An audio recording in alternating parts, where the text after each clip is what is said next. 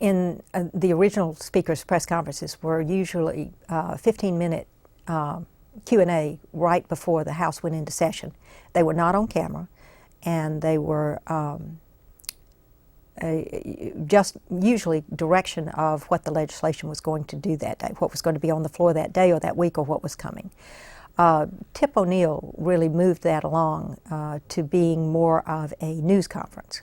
It still stayed 15 minutes. It still was not on camera, but the wide-ranging conversations, that was where members of the press, and not just broadcasters, but members of the press, could assemble with the speaker every day and get some question asked about the process and about the legislation that was coming, or any other political issue they wanted to ask. It was not restricted to that. Generally, the schedule would be given, and then questions would ensue, and we would keep notes about that. And once again, that was one of our things to do, was to send a staff person down to always take notes, to be sure that broadcasters who couldn't be there would know what questions were asked, and we would have a transcript of that available to press people. When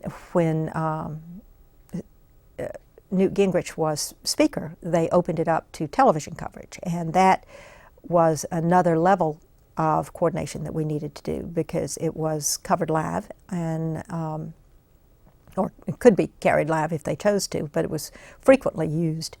That didn't last forever. That lasted for a short period of time in the early days of Speaker Gingrich's speakership. But as the communication of the Speaker, who speaks for the House and has the legislative schedule for the House, and what is going to be allowed and what is moving through committee, is a critical part of covering the House of Representatives. So there were a variety of ways that we helped, both by increasing when they wanted television coverage, and by providing transcripts when broadcast coverage wasn't allowed.